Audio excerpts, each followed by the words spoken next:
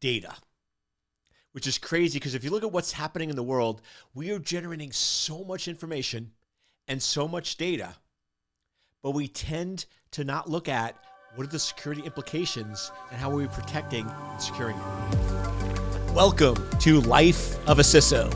I'm Dr. Eric Cole, your host, and we'll be taking you on a journey each week on what it takes to be a CISO and what are solutions that you can implement today if you are currently a Chief Information Security Officer or if you want to be one in the future. This is Life of a CISO.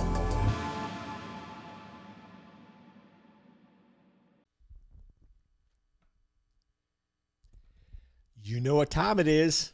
Yes, you do. Yes, you do. I know you do. You know what time it is. It is time. It is time, my friends, for Life of a CISO with yours truly. Dr. E is in the house. Before we get into today's topic, we're going to talk about data, which is crazy because if you look at what's happening in the world, we are generating so much information and so much data, but we tend to not look at what are the security implications and how are we protecting and securing it. If you're listening to this podcast, my guess is you have an interest, a focus, or some knowledge in cybersecurity. Right? Cybersecurity excites you. Cybersecurity is something that's important to you. So here's a public service announcement. We need to unite. We need to join together and start educating people on the threats and the dangers that are out there. I don't know about you, but to me, I think a lot of this stuff is obvious. Like when I get these text messages about you have unpaid tolls, and if you don't pay these tolls by tomorrow, there's going to be a huge penalty, and there's a link, right? I almost sort of laugh and chuckle because it's like so obvious that it's a scam, so obvious that this is silliness that's out there. But what I sometimes do is I forget two things. One, if it was really that obvious, if it was really that silly and it wasn't working, they wouldn't be doing it, right? So the fact that I'm getting this more and more means people must be clicking on it. Remember, supply and demand. Hackers, attackers, criminals, whatever we want to call them, they are in the business of making money. Now, if you look at Marketing 101, if a product is selling and working, if an ad is producing revenue, you run it more often.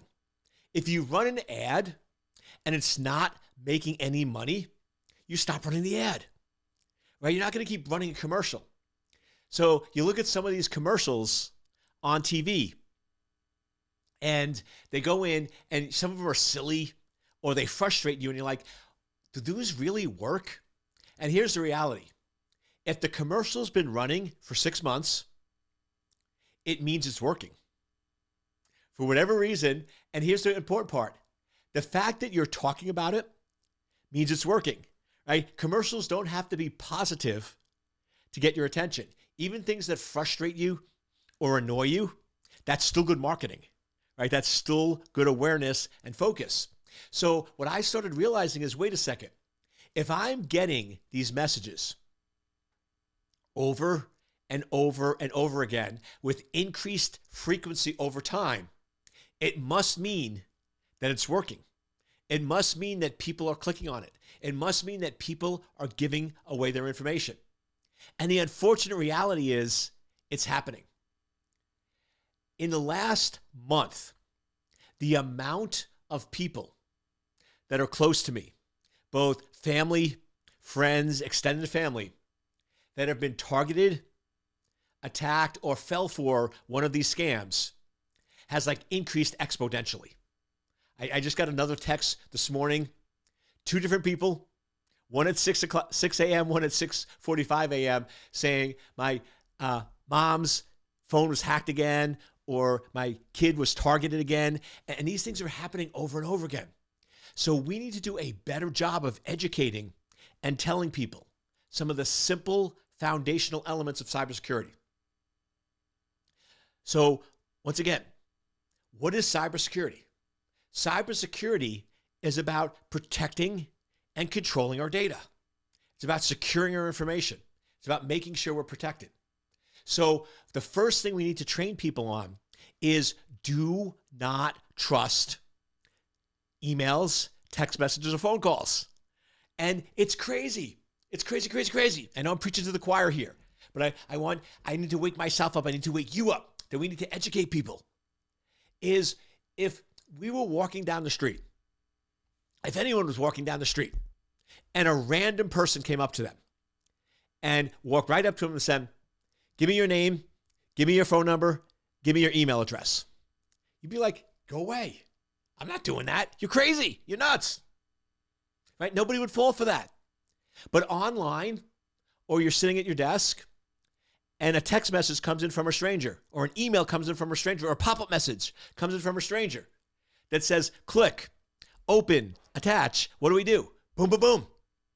It's the craziest thing because in the physical world, we were all trained on proper security, right? Stranger danger, look both ways before crossing the street.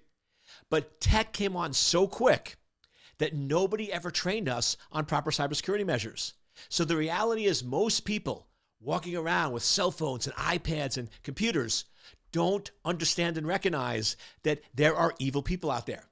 And when they get a message that says, click on a link, open an attachment from a bank, from tolls, from a shipping service, they want to believe that it's true. But the reality is, it's not. So what we need to do is really simple. We need to educate our parents, our aunts, our uncles, our cousins, our friends, our nieces, our nephews, people that we know, on a simple mindset. And the simple mindset is this.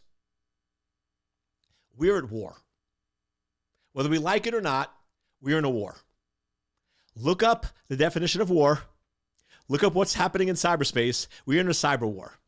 Now, whether you want to call it World War III, which I believe when we go back, we're going to actually see that World War III, the cyber war, actually started about 3 to 4 years ago. I think somewhere around 2021, 22, right, is where we're going to sort of put the mark on it, maybe even a little earlier. But the reality is we are being attacked. If you don't believe me, look at the data. Look at how many people are getting their identity stolen, their bank accounts wiped out, their lives ruined. This is war, my friends. Right? It is happening from within.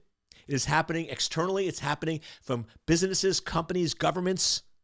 And what I'm getting at is, if you've ever been in wartime conditions, you operate and behave differently. I don't know if you've ever been to a country that's at war, but when a country's at war, like if you go to the Ukraine now, they're acting a lot differently than they were when they weren't at war. You're more careful. You're much more cautious. You're less trustworthy, right? You're much more on guard and aware of protecting yourself and protecting your family. In peacetime conditions, you trust people, right? You think everything's good and everything's fine. Well, here's the reality. We're operating in cyberspace with a peacetime mentality, but we're at war and being targeted, and that's why people are clicking on links. If we just accept the fact that, listen, there are people out there that are going to hurt you. We tell our friends, we tell our families, we tell our grandparents, we tell our aunts, we tell our uncles these simple facts. There are people out there that are going to want to steal your money. They want to steal your identity. They're going to pretend to be nice. They're going to pretend to be legitimate. They're going to pretend to be from your bank, from government, from toll services, from IRS, or from shipping services, but you cannot trust them. You cannot trust text messages or emails that are not verified or validated. Simple. If you just start letting them know that, listen, you're under attack. People are going to try to scam you. People are going to try to steal your information. People are going to send you unsolicited text messages, and let them know that this is how the attacker operates, that these are how the cyber criminals are coming after them. Now, when they get a message, when they get an email, they're going to act and behave differently. They're going to show up differently. They're going to behave differently. So we just need to start doing a better job of telling people, listen, you are a target, and we just need to be more aware and more secure. So I always get the question, but Eric, how can we live if we don't click on links? Because there are legitimate links and legitimate entities out there. Yes, but here's the simple thing.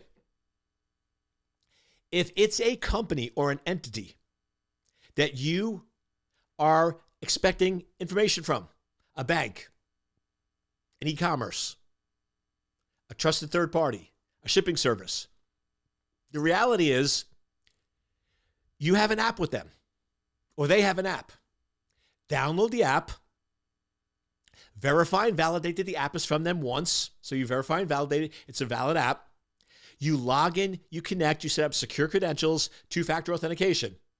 And then anytime you're concerned or you think there might be an issue, you go to the app. Simple example. I get a text message that says, hey, one of your packages were delayed. You need to click here to get your package. What do? I go to the app and I check the status of any packages. And I go, that's interesting. I don't have any outstanding packages, so I just ignore it. So if you get a text message or you get an email, great. Go and check the app through a secure, trusted channel and verify and validate whether it's legit. If we can teach people just that simple step, do not trust text, do not trust email, do not click on links, go to the app, verify and validate. We together can actually make cyberspace a safe place to live, work, and raise a family. So that's my public service announcement. Hopefully you'll start talking to people and helping people, because trust me, you don't want to get that phone call. You don't want to get that text message at 6 a.m. or 10 p.m. at night that somebody that you care about or somebody that you know was a victim of a cybercrime. So let's raise the bar. Now let's get into today's topic of being a world-class chief officer focused on information security. Information security is about protecting and securing data. It's about protecting and securing critical information. If we want to get a little technical, my definition of cybersecurity is understanding, managing, and mitigating the risk of your critical data being disclosed, altered, or denied access. So as you know, there's three parts to it: risk, data, and CIA. Confidentiality, integrity, availability, or as we sometimes say, disclosure, alteration, or denial of access. But today I want to focus on data. Because here's the problem. We have lost control of our data. We are in a society where we are generating so much data and so much information, we don't know what to do with it. I just watch myself. I go in, and usually in the evening, I'll do some brainstorming sessions, and I'll use journaling tools, or I'll use AI tools, ChatGPT or DeepSeek or things like that. And you start going in and asking questions and saying, can you do this? Can you do that? And you don't realize it within 15 or 20 minutes, the enormous amount of data that you gave them and data that you generated by doing that activity. Now, here's the question. Where is that data being stored? Where is that data being located? So if we're looking at it from a chief officer standpoint, from a chief information security officer standpoint, where is your company data? If you can't know where your data is, how can you protect it? You can't secure what you don't know. So, simple question. It's a question I ask all executives, and the scary, sad part is very few can actually answer it. And the question is simple. What is your critical data, and where is it located? Where is it all located? I have never, ever had anybody, including myself, so I'm not pointing the finger, actually be able to give me a complete, accurate list of where all their data is located. Just step back for a second. For your company, where is your corporate data being stored? It's being stored on people's desktops or laptops. It's being stored probably on their phones, being stored on their iPads. Potentially, if you're able to access or connect from home computers, might be stored on home computers. Then we get to the company.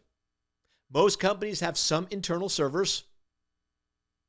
They then have colo servers, servers that are located in data centers that are still their servers that they still control and manage. But then we get into cloud-based services where now your data is being stored on somebody else's server. And here's the reality. Who really owns that data? Who really owns that information? We're seeing cases now where you're having companies that had sensitive information about individuals. You have a company now that was doing genetic testing that is filing bankruptcy. And guess what? Their systems are being auctioned off to liquidate, to pay off debtors. Now, here's the crazy part. People's data is being sold to the highest bidder. Now, we often step back and go, oh, no, that can't happen. What about regulations? Yeah, what about it? Do you realize the U.S.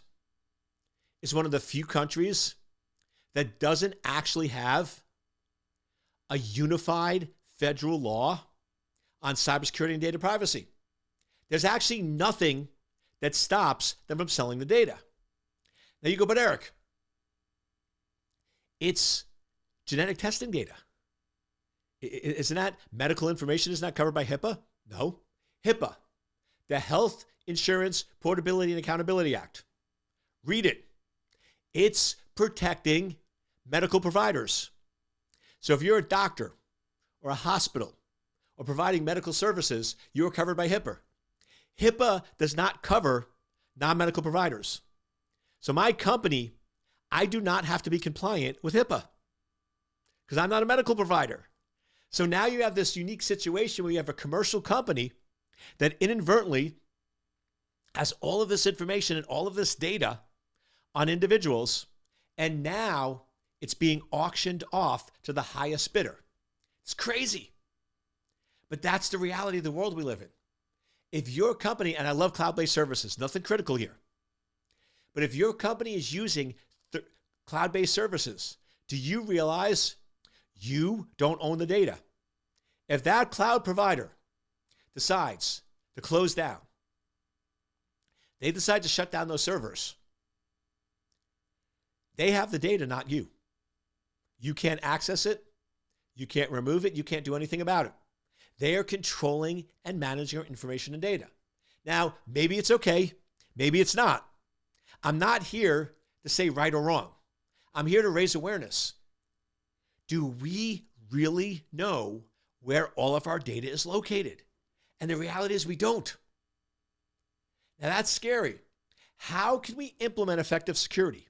How can we protect our information? How can we protect our company? How can we protect our employees if we don't actually know where our data is located? So that's actually one of the first and, to me, primary focuses of a CISO.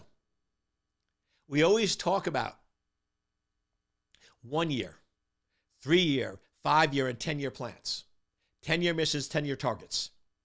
And people always go, but Eric, technology and IT and cybersecurity, it's so dynamic. It's so changing. There's no possible way we can come up with a 5-year plan. Here's my suggestion.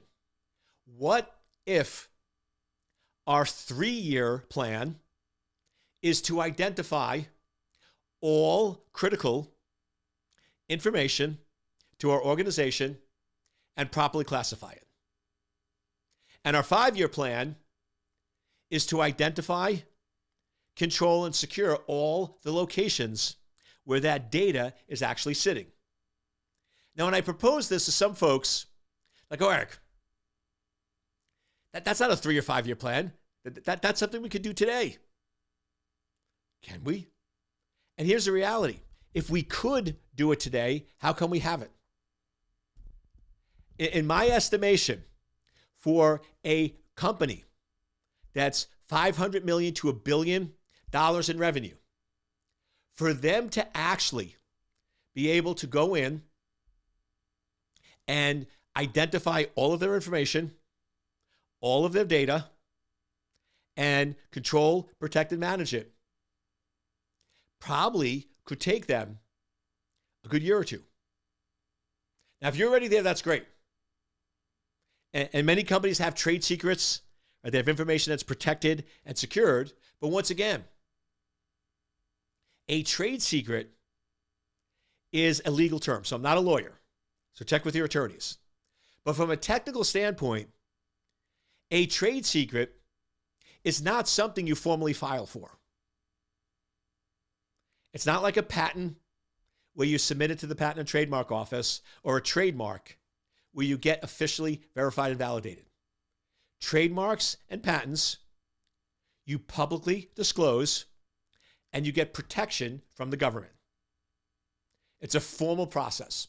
I can go in and it's very binary. Do you have an issued patent? Yes or no? Either you do or you don't. You might have a patent filed. You might have an application. It might be reviewed by the Patent and Trademark Office, but whether you have a patent or not is very easy. You either do or you don't. You've either been issued a valid patent from the PTO, Patent and Trademark Office, or you haven't. Trade secrets are a little different. You can claim anything as a trade secret, but for something to be a trade secret, you need to go in and protect it from unauthorized disclosure. If something is truly a trade secret, something that is critical for running your business, you need to limit and control who has access to it. You need to limit and control who uses it. You can't publicly give it out. It shouldn't be publicly available. And people should be fully aware that they're accessing or using trade secrets, and that information needs to be controlled, protected, and secured. So what are your company's trade secrets? How are they protected? How are they secured? How are they locked down? But the question I'm asking is bigger. What is all of your critical data? Do you actually have a list from every business unit on what the critical information and data is they need to run their business? For HR, for sales, for marketing, for production, whatever type of business you're in. Because here's the crazy part. How are we going to do business continuity planning? How are we going to do disaster recovery planning if we don't actually know what is the data that we're actually recovering or protecting or allowing continuous operation on? So this is starting getting down to some of the fundamental focus that we need to put our attention on as Chief Information Security Officers. What is your critical data? Have a complete list. And here's the crazy part. For physical assets, companies have inventory. IT do really good. If you buy a server, if you buy a router, if you buy a switch, if you buy an appliance for a company, most companies put inventory tags on them. They track, manage, and control the inventory. If you go in and say, okay, tell me all the physical equipment that this company has purchased and where is it located, most companies would get A, maybe A+, a few A minuses, but I don't think we're going to drop below that because you're physically purchasing items. So it's going through procurement, it's going through contracts, it's going through all those different things. So you control, secure, protect, and manage that. So if you ask a company, tell me all the servers that you purchased and tell me where they're located, companies can do a very good job with that. But here's the crazy part. A server is not critical to your business in terms of the information. It's the data that's on those servers. But we don't pay for that data. We can generate data at will. We can move data. We can copy data. We can borrow data. So we don't actually know where that is. So shouldn't we have the same thing like we do with IT? Shouldn't we have a list of what is our critical data and what are the different sensitivity levels for that data? That's the first phase. So I actually break that out to two phases. First phase is, what are the categories of data that your company creates, generates, or uses to run the business? That's sort of 101. So we should have that list. 101. What is all our critical data? Categories. Doesn't have to be every specific name. But for example, you might say a pharmaceutical company. They're going to have employee information. They're going to have contractor information. They're going to have patient information. They're going to have sales information. They're going to have marketing data. They're going to have research. They're going to have intellectual property. They're going to have trade secrets, right? And we start breaking down those categories. So what are all those categories of information or data at your business?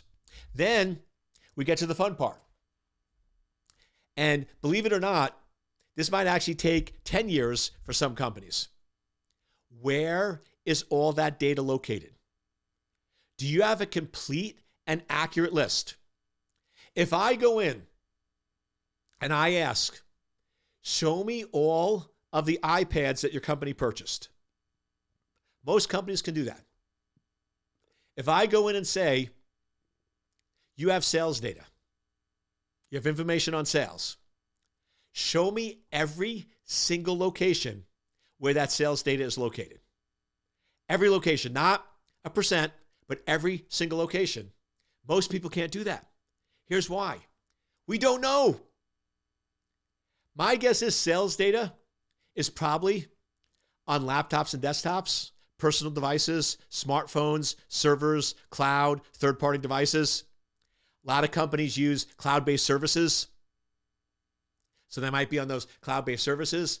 But the crazy part is, a lot of these cloud-based services, a lot of these apps are free or low cost.